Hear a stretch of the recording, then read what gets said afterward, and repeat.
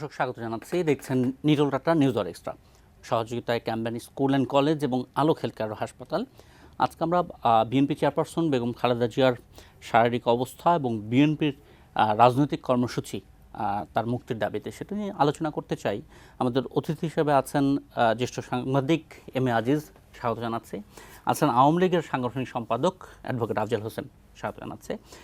জনাব আফজাল হোসেন, আপনার কাছে শুরু করতে চাই। বিএনপির খুবই পুরাতন দাবি বেগম খালেদা জিয়ার মুক্তি এবং একই সঙ্গে মুক্তি না হলেও তাকে বিদেশে চিকিৎসার সুযোগ দেওয়া। এখন তার যে শারীরিক অবস্থা, আইনি বিষয়টা তো আইনি বিষয়, রাজনৈতিকভাবেও যদি একটু ভাবেন, তার বিদেশে তাকে যেতে দেওয়ার কোনো সুযোগ আছে কিনা বা প্রয়োজন আছে কিনা? ধন্যবাদ আপনাকে এবং এখানে উপস্থিত সিনিয়র সাংবাদিক আজিজ ভাই এবং যারা আমাদের কথা শুনছেন।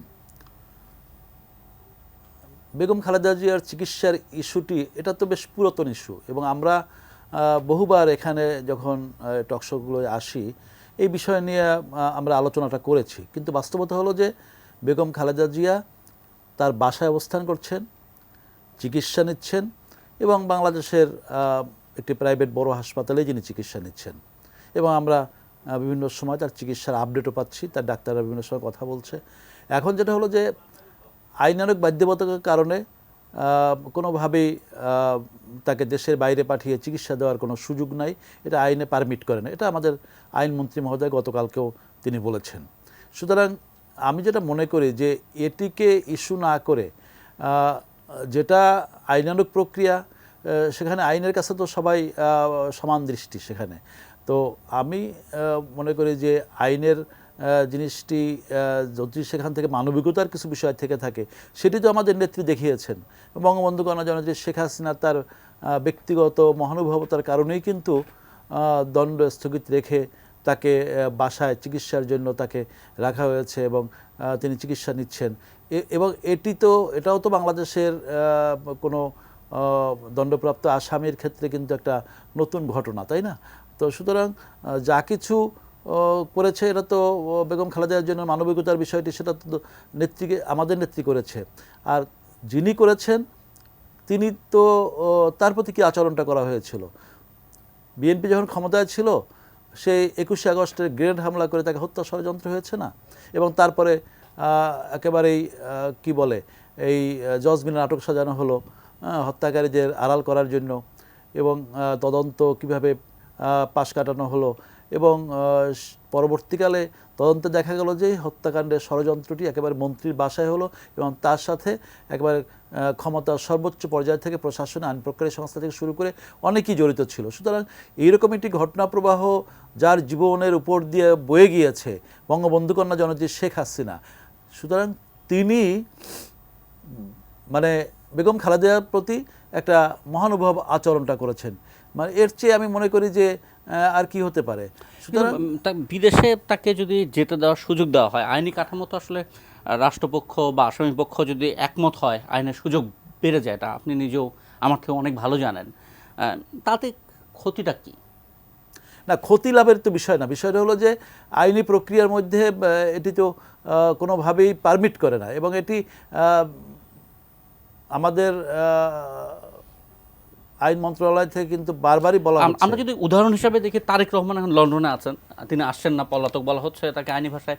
তো তিনিও কিন্তু চিকিৎসার জন্যই দেশের বাইরে গিয়েছিলেন মামলা চলা অবস্থায়। তাহলে আইনে সমঝোতা হলে আইনের সুযোগ থাকে তো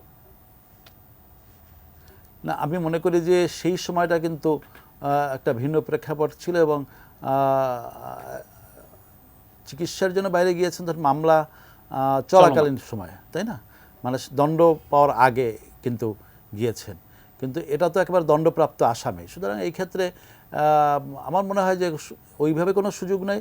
তবে এখানে কিন্তু আমি যেটা চিকিৎসাটা যদি গুরুত্বপূর্ণ হয়ে থাকে, তাহলে তো চিকিৎসার সর্বোচ্চ সুযোগটা তিনি পাচ্ছেন, এবং দেশের বাইরে থেকে ডাক্তার এনেও কিন্তু তাকে চিকিৎসা করানো যায়। সুতরাং ইস্যু আসলে এটি একটা রাজনৈতিক ইস্যু করার জন্যই কাজ, এবং এই ইস্যু তো সবসময় আছে। আজকে দেখেন যে 3 দিনের নাকি বিএনপি কর্মসূচি দিয়েছে এই বিষয়টির সামনে রেখে।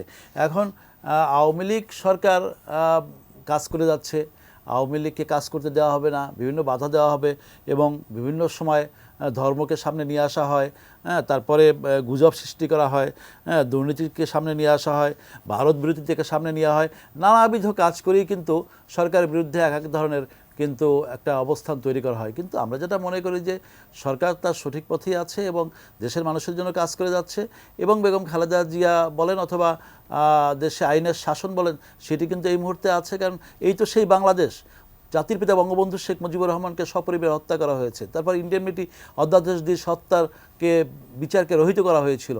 মানে তখন আজকে যারা মানবতার কথা বলে অথবা অন্যান্য কথা বলে তারা কি করেছে, কথাগুলো তো মানে আসে এই কারণেই, কারণ আমরা তো ভিকটিম। বঙ্গবন্ধুকে হত্যা করা হয়েছে, আমাদের নেত্রীকে 21 বার হত্যার ষড়যন্ত্র হয়েছে, 21শে আগস্টের মধ্যে ঘটনা হয়েছে, 26,000 নেতাকর্মীকে মারা হয়েছে, SM কিমব্রিয়া, আহসুল্লাহ মাস্টার, মঞ্জুরুল ইমাম ভাই, মমতাজ ভাই সহ কত মানুষ নিহত হয়েছে। সুতরাং রক্তপাত, হত্যা, সন্ত্রাস, খুন এগুলো দেখতে দেখতেই তো আমরা এই পর্যায়ে এসেছি। সুতরাং আওয়ামী লীগ কখনোই মানে সরকার পরিবর্তনের রক্তাক্ত পথ বেছে নেয় না, সাংবিধানিক ধারাবাহিকতা অক্ষুণ্ণ আছে, দেশ এগিয়ে যাচ্ছে এবং দেশের মানুষ ভালো আছে এবং ভালোটা আজকে সহ্য হচ্ছে না বলেই নানাবিধ বিষয়গুলিকে সামনে নিয়ে আসা হচ্ছে।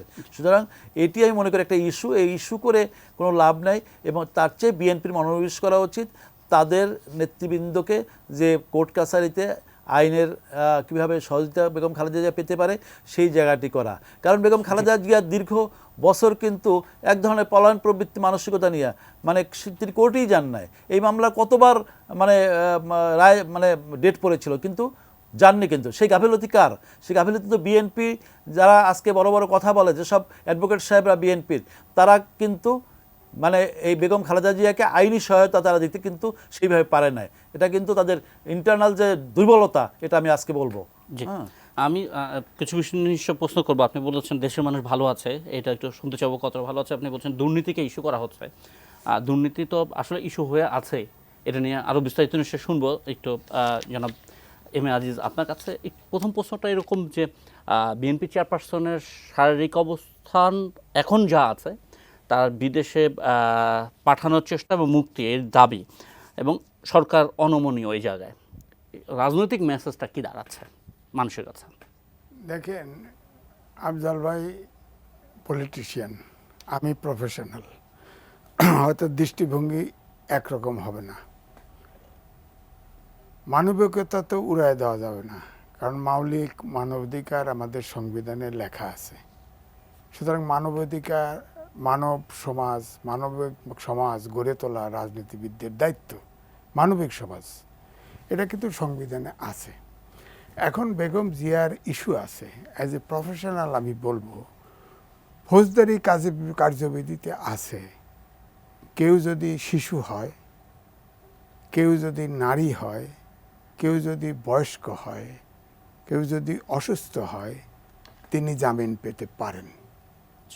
তো এখন প্রশ্ন হলো জামিনটা দিবে কে? আমি দুইটা পার্ট বলছি। জামিনটা দিবে আদালত। এখন প্রশ্ন আমার ওই জায়গা, কন্টেম্প্ট হবে কিনা জানি না, মাপ চেয়েই বলছি। লোয়ার কোর্ট হলো এক্সিকিউটিভের অধীনে। কিছুদিন আগে আপনি দেখলেন একবারে 30 জন 40 জনকে জেল দেয়, মৃত ব্যক্তি সহ। উচ্চ আদালত একটা পত্রিকায় ভিভিড ডেসক্রিপশন দিয়ে দুর্নীতির রিপোর্ট করে, কিন্তু সর্বোচ্চ উচ্চ আদালত বলে যে সরকার এটা তদন্ত করতে পারবে না, দুর্নীতি দমন কমিশন করে করুকা। তাহলে এখানে যদি আমি বলবো, এই উদাহরণটা এই জন্যই দিলাম, বিএনপির নেতারা তাহলে এই আদালতের উপরে আস্থাটা রাখবে কি করে? এক। দুই হলো জামিন হয় নাই, জেল ওনার হয়েছে। এখন জেল হয়েছে, একদম সরকার প্রধান থেকে শুরু করে সবাই বলে আওয়ামী লীগের এতিমের টাকা চুরি করার জন্য জেল হয়েছে। আসলে দ্বিধুক মামলা করেছে, এতিম শব্দটিই নাই ওখানে। প্রকৃত অর্থ হচ্ছে, অর্থাৎ একটা অ্যাকাউন্ট থেকে আর একটা অ্যাকাউন্ট, উনি স্বাক্ষরটা করে করেন নাই, কিন্তু ওনার নামে যেহেতু চেক আসছে, চেকটা স্থানান্তর হয়ে গেছে, অর্থাৎ অব্যবস্থাপনা যদি বলেন, মিসম্যানেজমেন্ট যদি বলেন, সেইটার কারণে জেল হয়েছে। তো জেলটা কিন্তু আবার এও আছে, জানি যে একটা অ্যাকাউন্ট থেকে আরেকটা অ্যাকাউন্টে টাকা ট্রান্সফার হলে কিন্তু আমাদের কিন্তু মানি লন্ডারিং আইন আছে ভয়াবহ। সেই আইনে অবশ্য ওনাকে ফেলানো হয় নাই। ওই আইনে ফেললে ওনার 10 থেকে 15 বছর জেল হতো।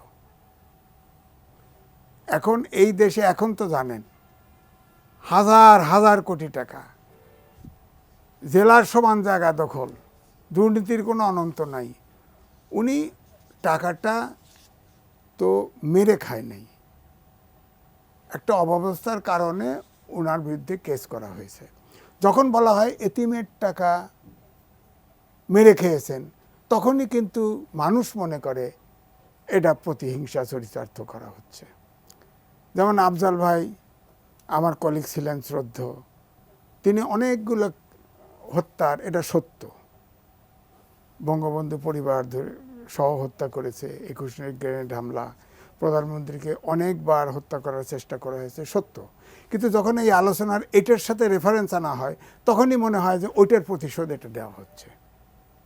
আসলে খালেদার ইস্যুটা, খালেদার রেফারেন্সটা বোধহয় উনি আছেন মানবিকতার বিষয়ে। মানবিকতা, আমি বলছি মানবিকতা তো সংবিধানে আছে, আপনি অ্যাভয়েড করবেন। মৌলিক মানবাধিকার আছে, এমন লেখা আছে মৌলিক মানবাধিকার আর মানবিকতা মনে হয় একটু, না। আচ্ছা ঠিক আছে, আপনি আমার থেকে ভালো জানেন। মানবাধিকারটা যদি বলেন এটা ব্যক্তির উপর নির্ভর করে। মানবাধিকার তো মানবাধিকার সাংবিধানিক অধিকার, কিন্তু মানবিকতা তো একটা ওইটাই বলছি। মানবাধিকার হচ্ছে মানবিক মৌলিক মানবাধিকার আমাদের সংবিধানে দেওয়া আছে, এবং তার বিরুদ্ধে কোনো আইন করা যাবে না। যদি আইন করে সে আইন অটোমেটিক বাতিল। না, মানবাধিকারের মধ্যে নিঃসন্দেহে মৌলিক মানবাধিকারের মধ্যে চিকিৎসার অধিকার আছে, কিন্তু সেটা বিদেশে যাওয়াটা তো আসলে বিদেশে যে চিকিৎসা তো মৌলিক মানবাধিকার। এটা হলো মানবাধিকারে তো বেসিক নিডসগুলো সরকারের দায়িত্ব, কিন্তু বাস্তবিক এটা সম্ভব? পৃথিবীর কোন দেশে আছে বেসিক নিডস সব সরকার দিয়ে? যাদের একেবারে টাকা উপচায় পড়ে, হ্যাঁ, তারা হয়তো পারে। আমাদের দেশে অনুন্নত দেশ মৌলিক মানবাধিকার বেসিক নিডস যেগুলো আছে, অন্ন, বস্ত্র, বাসস্থান, গৃহ ইত্যাদি, চিকিৎসা, শিক্ষা, এগুলো কি সবাই দিতে পারে? যতটুকু পারে, অর্থাৎ মানে যৌক্তিকভাবে সামর্থ্য অনুযায়ী যতটুকু পারে ততটুকুই চায়। এখন আমি যে কথা বলছি, ধরেন উনি এরপরে উনি জেলখানায় থাকলো, বিরোধী দল থেকে অনেকেই হয়তো এ ব্যাপারে দাবি টাবি করলো, ওনাকে চিকিৎসা, অসুস্থ তো সত্য, নানা রকম জটিল রোগে উনি ভুগছেন। তখন তাকে তার বাসায় থেকে চিকিৎসা নেওয়ার অধিকার দিল, মানে দায়িত্ব দিল। সেটাও কিন্তু আইনের মধ্যে 401(1) কার্যবিধি ধারা অনুযায়ী এটা সরকারকে এক্সিকিউটিভ পাওয়ার দেওয়া হয়েছে।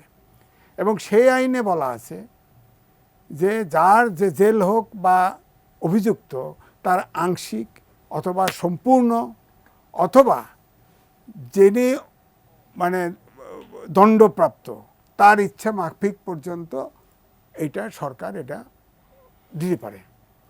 এখন আমার বক্তব্য এখানে, তো সরকার থেকে যখন আইনমন্ত্রী বারবার ব্যাখ্যা দেয় যে না, আর কোনো, একবার ব্যবহার হয়ে গেছে, আর হবে না।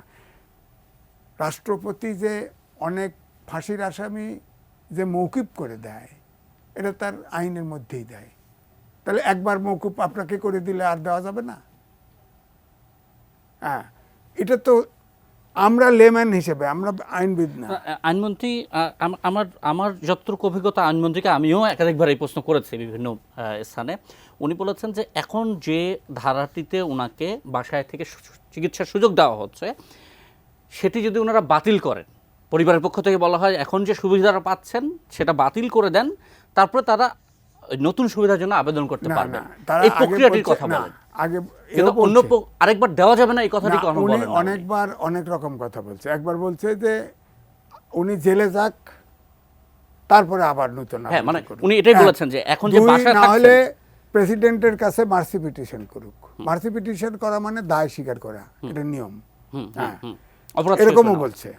তো আমার বক্তব্য হচ্ছে, প্রথম যখন ওনাকে 401(1) ধারা অনুযায়ী তাকে বাসে থেকে চিকিৎসা নিতে দেওয়া হয়, তখন পরিবারের পক্ষ থেকে দাবি করা হয়েছিল যে ইউনাইটেড চিকিৎসা নেওয়ার জন্যে বাসার থেকে হসপিটালে গিয়া সে অনুমতিটা দিছিল, কেন দিছিল?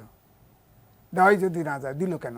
সেটা তো সেটা মানবিকতা, যদি দেয়, সেটাকে মানবিকতা বলছে সরকার। আচ্ছা যদি মানবিকতা হয়, মানবাধিকার তো ওজন দিয়ে মাপা যায় না, তাহলে আরেকটু কেন না?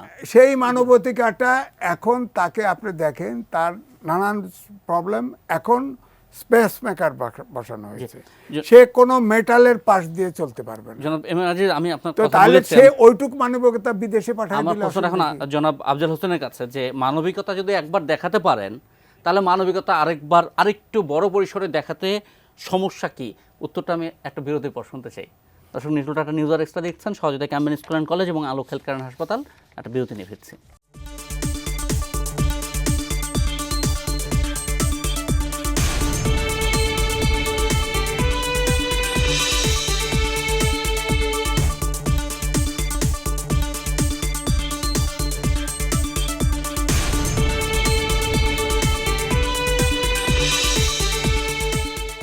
নিউজ টাটা নিউজ আর এক্সট্রা দেখছেন, সহযোগিতা ক্যাম্বেন স্কুল অ্যান্ড কলেজ এবং আলোক হেলথ কেয়ার হাসপাতাল। আমরা অ্যাডভোকেট আফজাল হোসেন, আপনার কাছে প্রশ্ন রেখেছিলাম যে একবার মানবিকতা দেখাতে পেরেছেন, আবার এখন মানবিকতা দেখাতে সমস্যা হচ্ছে কোথায়?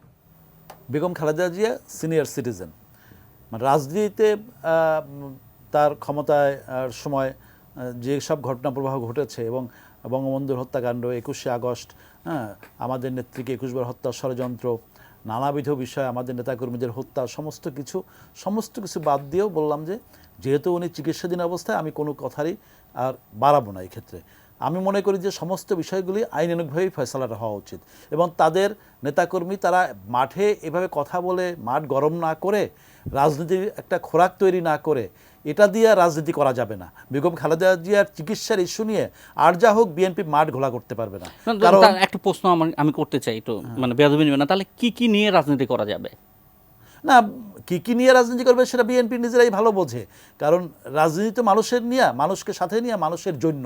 সেটা বিএনপি কদ্দূর করতে পেরেছে, অতীতে করতে পেরেছে, সেটি হলো মানে দর্শক বিবেচনা করবে এবং আগামী দিনে বিএনপি ক্ষমতায় আসলে আবার কি করতে পারবে। কারণ বিএনপি ক্ষমতায় আসা মানেই তো হত্যা, সন্ত্রাস, খুন, এবং একেবারেই বাংলাদেশটাকে অন্য জায়গায় নিয়ে যাওয়া, হাও ভবন তৈরি করা, জঙ্গিবাদ তৈরি করা এবং প্রশ্নটা যদি উত্তর মনে হয় একটু পাশ দিয়ে চলে গেলেন।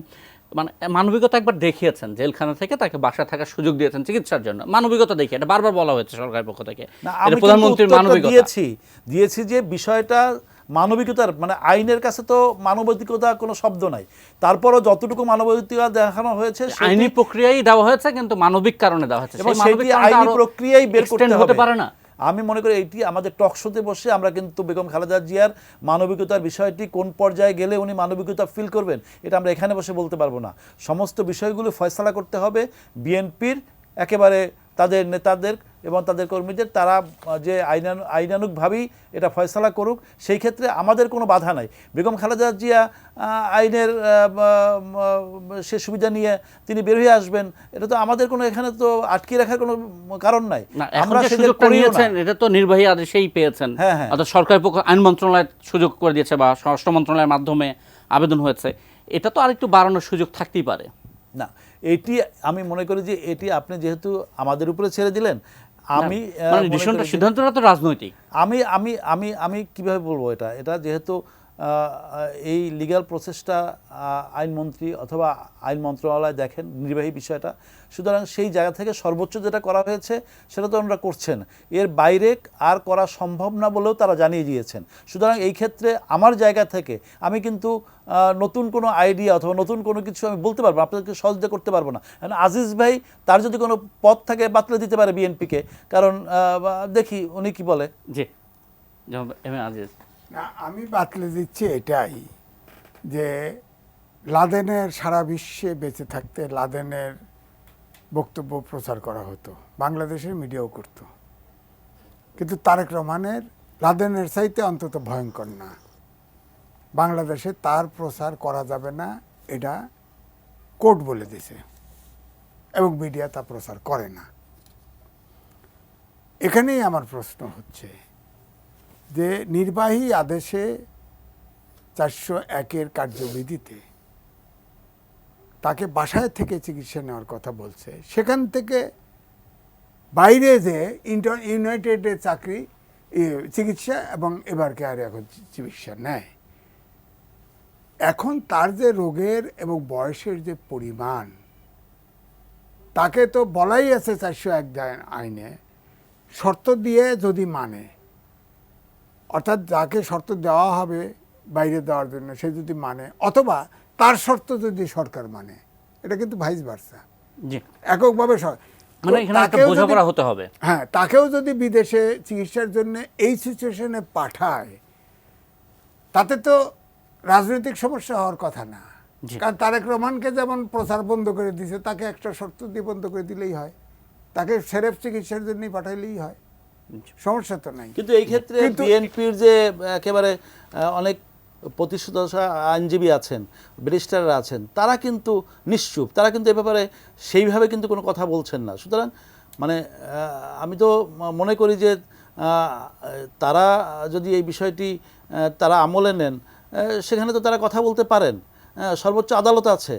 আর যেটা বললেন যে আজিজ ভাই একটু আগে, যে ফাঁসির আদেশ মওকুফ হয়, সুতরাং ফাঁসির আদেশ মওকুফের জন্য তো মানে অপরাধ স্বীকার করতে হবে। বেগম খালেদা জিয়া যদি অপরাধ স্বীকার করে, সেটা রাষ্ট্রপতির কাছে যেতেই পারেন। সুতরাং এগুলো তো বিভিন্ন পথ তো খোলা আছে, আইনের তো মানে আইন যেমন আছে আটকে রাখার জন্য, আইনের পথ আছে বের হয়ে আসার জন্য।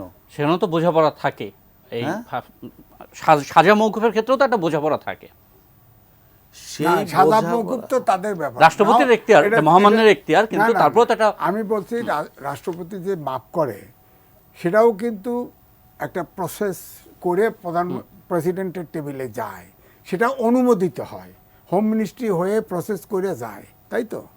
এখন একজন ক্রিমিনাল জাতীয় লোক, অর্থাৎ মাফ করার ক্ষমতাটা এইটাই দেওয়া হয়েছে যে কোনো একটা আইনের ফাঁকে লোকটা ফাঁসি হয়ে গেছে, আদেশ হয়ে গেছে। কিন্তু আসলে প্রকৃতপক্ষে অনেক আছে না যে বিনা দোষে জেল খাটছে 30 বছর, খাটতেছে না, এরকম আছে না, পাওয়া গেছে তো, আমরা মিডিয়াতে ছাপি, এরকম কেসে মাফ করে দেওয়া হয়। কিন্তু আমাদের দেশে কিন্তু ঘোরতর অপরাধী নিশ্চিত খুন করছে, তাদেরকেও মাফ করে দেওয়া হয়েছে। আমি কারো, এবং আমাদের দেশে 73 সালে যারা যুদ্ধ অপরাধের দায়ে আটক, তাদেরকেও জেলখানা থেকে বের করে দেওয়া হয়েছে এক সময়। বঙ্গবন্ধু হত্যাকারী যে না, চাকরি ওইটাই আমি দিয়ে বলছি। একেবারে বিদেশি দূতাবাসে চাকরি দেওয়া হয়েছে না, সেটা তো করেছে বিএনপির আমলে। আমি স্পেসিফিক জিয়াউর কাউকে রহমান দায়ী সাহেব করছি করেছে। না, আমাদের দেশের এইটা সব সরকারের কালচার দিছে, তো তাদের রাজনৈতিক সুবিধার্থে যেটা করলে ভালো হয় সেটাই করছে। এবং বেগম জিয়ার ক্ষেত্রেও এটাই হচ্ছে, রাজনৈতিক সুবিধার হিসাবের কারণে তাকে কিন্তু এখন দেওয়া হচ্ছে না। তবে আমি একেবারে শেষ কথা এই ব্যাপারে বলি, সেটা আমরা আওয়ামী লীগ সরকার বেগম খালেদা জিয়ার চিকিৎসা নিয়ে রাজনীতি করছি না, কিন্তু বিএনপি বেগম খালেদা জিয়ার চিকিৎসাটাকে ইস্যু করে রাজনীতির মাঠটাকে ঘোলা করতে চায়, এবং যেটা করতে গিয়ে বারবার ব্যর্থ হয়েছে। এটার সাথে মানুষের কিন্তু মানে এই কোনো মানে সংস্রব নাই, অথবা মানুষ এটাকে পছন্দ করছে না। এটা একটা চিকিৎসার ইস্যু, এটা নিয়ে মানুষ পছন্দ করছে না, এটা কি দিয়ে মাপবো আমরা, বা মানুষের মনটা কিভাবে বুঝবো? না, তাহলে তো এতদিনে বিষয়টা নিয়ে তারা অনেক কিছু করতে পারতো। কিন্তু আমি তো মনে করি যে সেই জায়গায় আন্দোলন তৈরি করা এটা বিএনপির পক্ষে সম্ভব হয় নাই, কারণ এটা মানুষ, এই ইস্যুতে মানুষ অন্ততপক্ষে বিএনপিকে সমর্থন দিচ্ছে। আজিজ, আপনার কাছে আমার প্রশ্ন হচ্ছে, বিএনপি অনেকদিন পর একটা আনুষ্ঠানিক কর্মসূচিতে ঘোষণা দিল, কর্মসূচিতে যাচ্ছে বিশেষ করে এই নির্বাচনের পর, সর্বশেষ জাতীয় নির্বাচনের পর, এবং সেটা বেগম খালেদা জিয়ার মুক্তির দাবিতে। এই একই দাবিতে আসলে বিএনপি গত কয়েক বছরও আন্দোলন করেছে। এই কর্মসূচিকে বিএনপির রাজনীতিকে একটু গতি দেবে, নাকি এই কর্মসূচি আগের মতোই একটা অবস্থা তৈরি করবে? এই প্রশ্নটা আপনার কাছে রাখতে চাই। আরেকটি বিরতি নিয়ে ফিরতে চাই। দর্শক, একটা ছোট বিরতির পর ফিরছে, আশা করি সঙ্গে থাকবেন।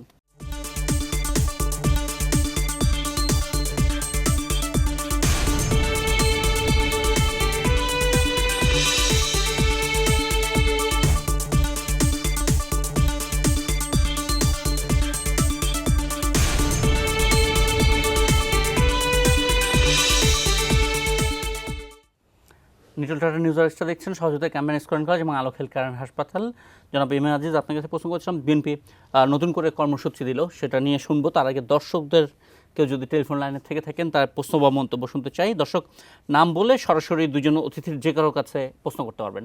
হ্যালো, আসসালামু আলাইকুম। জি জি, আমি মাহাদি বলছিলাম। আমি আজিজ ভাইয়ের সাথে একটু প্রশ্ন রাখতে চাই আর কি, যে প্রশ্ন না ঠিক, এটা ঠিক মন্তব্য, সেটা হলো যে উনি বলছিলেন যে যে সরকার যেহেতু মানবিকতা দেখিয়ে তাকে জেলখানা থেকে বাসায় রেখেছেন। তো আমার প্রশ্নটা হলো যে আমার যেটা মানে মন্তব্যের বিষয়, সেটা হলো মানবিকতা আরেকটু দেখানো যায় কিনা। এখন আরেকটু মানবিকতা দেখিয়ে যদি তাকে বিদেশে পাঠানো হয়, তখন সেটা কি মানবিকতা থাকবে, নাকি আবার বিরোধী পক্ষ থেকে এই ধরনের বলা হবে যে এটা আসলে সরকারের দুর্বলতা, সরকার বাধ্য হয়েছে, আন্দোলনের মুখে, আমাদের রাজনীতি কর্মসূচির মুখে বাধ্য হয়েছে, এই ধরনের কথা বলারও তো কিন্তু সম্ভাবনা রয়েছে। সেই ক্ষেত্রে তখন আসলে কি হবে? ধন্যবাদ। দেখেন, সেটা বলার সম্ভাবনা কম, কারণ বিরোধী দল থেকে এই যে বাসায় আছে সেটা পরিবার থেকে দরখাস্ত করেছে, পরিবার থেকে আবেদন করেছে। রাজনীতিবিদরা কিন্তু তার বিদেশে চিকিৎসা চাচ্ছে, বরাবর তারাই চাচ্ছে। সুতরাং এটা তাদের তখন আর বলার সুযোগ নাই, বললেও সেটা জনগণ এটা গ্রহণ করবে না। এটাই আমার বক্তব্য। আমার আপনার কাছে যে প্রশ্নটি সেটা হচ্ছে যে বিএনপি কর্মসূচি যেটা দিল, এই কর্মসূচি কি বিএনপির রাজনীতিকে গতিশীল করবে? বিশেষ করে আমরা সর্বশেষ জাতীয় নির্বাচনের পর বিএনপিকে রাজপথে যে স্বাভাবিক কর্মসূচি তাতে দেখছি না। না, দেখেন, আন্দোলন সংগ্রাম গণতান্ত্রিক সমাজে আন্দোলন সংগ্রাম যে আপোষী জ্বালাও পোড়াও এই ধরনের আন্দোলন হওয়া উচিত নয়, কিন্তু আওয়ামী লীগও করেছে, বিএনপিও করেছে, অর্থাৎ 20 দল যখন ছিল। আওয়ামী লীগ তত্ত্বাবধায়ক সরকারের আমলে জ্বালাপোড়া করেছে না, অসম্ভব জ্বালাপোড়া করেছে। আবার 14 সালের নির্বাচনের সময় বিএনপির নেতৃত্বাধীন 20 দল জ্বালাপোড়া করেছে। সুতরাং এটা তো গণতান্ত্রিক সমাজের আচরণ নয়। সুতরাং এখন যে বিএনপি আন্দোলন করছিল, করার শেষ ভাগে 2024 সালে ইলেকশন আসছিল। সেই ইলেকশনে আমরা জনগণ হিসেবে চাই যে সব বিরোধী দল, সরকারি দল নির্বাচনে অংশগ্রহণ করুক, একটা নিরপেক্ষ নির্বাচন হোক। সরকার দেখা গেল নির্বাচনের আগে একটা নিরপেক্ষ ক্ষেত্র তৈরি করার দায়িত্ব সরকারের, সেটা তারা করে নাই। একটা খাঁচা তৈরি করলো বিরোধী দল এসে যাতে খাঁচায় আটকা পড়ে, আর বিরোধী দলও তাই মনে করলো এই নির্বাচনে গেলে খাঁচার ভিতরে ঢুকে যেতে হবে, নির্বাচন বয়কট করলো। তাতে কে ক্ষতিগ্রস্ত হলো? ক্ষতিগ্রস্ত হলো রাজনীতি, ক্ষতিগ্রস্ত হয়েছে দেশ। এখন কোনো দেশ বলে না বাংলাদেশে গণতন্ত্র আছে, বলে হাইব্রিড গণতন্ত্র, অল্প গণতন্ত্র, এইসব। এখন যদি হাইব্রিড গণতন্ত্র থাকে, যেমন যুক্তরাষ্ট্র ভিত্তিক একটা প্রতিষ্ঠান বলেছে হাইব্রিড গণতন্ত্র, বিবিসি পর্যন্ত 2019 সালে সারা বিশ্বে জরিপ করেছিল, জরিপ করে কয়েকটা কারণ দেখিয়েছে, সেই কারণের সাথে আমাদের দেশ মেলে। যে আমি এখানে টুকে রাখছি, দেখেন, প্রশ্নবদ্ধ নির্বাচন, ভোটারের অংশগ্রহণ কমে যাওয়া,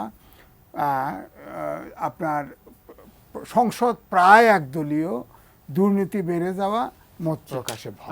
আমার প্রশ্নটা ছিল বিএনপি একটা কর্মসূচির দিকে যাচ্ছে, হ্যাঁ, আমি ওইটাই বলতেছি, আসলে কাজে লাগবে বিএনপি। আমি বলতেছি যে গণতান্ত্রিক সমাজে আন্দোলন সংগ্রাম তো একটা জনসম্পৃক্ততা বাড়ানো এবং সংগঠনের শক্তিশালী করার পথ।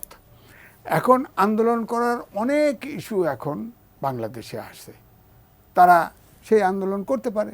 যেমন বিভাগীয় শহরে আগে আন্দোলন করে এসে পল্টনে এসে যে সমস্যা হয়ে গেল, এরপরে তো রাজনীতি পাল্টে গেল।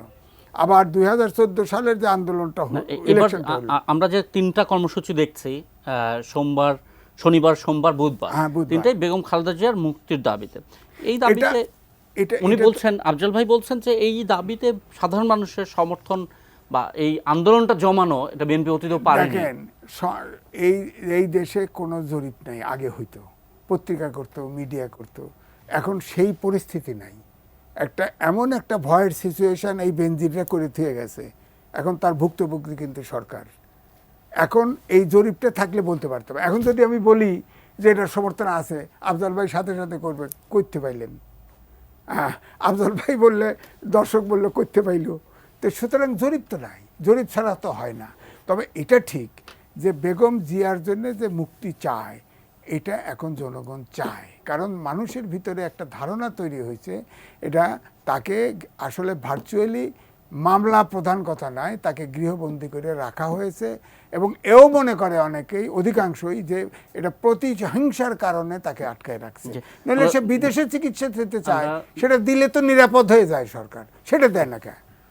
আমরা জনাব আফজাল হোসেন আপনার কাছে শুনবো একটা বিরতি, সর্বশেষ বিরতি এটা। দর্শক নিউজ নিউজ এক্সট্রা দেখছেন, সর্বশেষ বিরতি নিয়ে ফিরছি।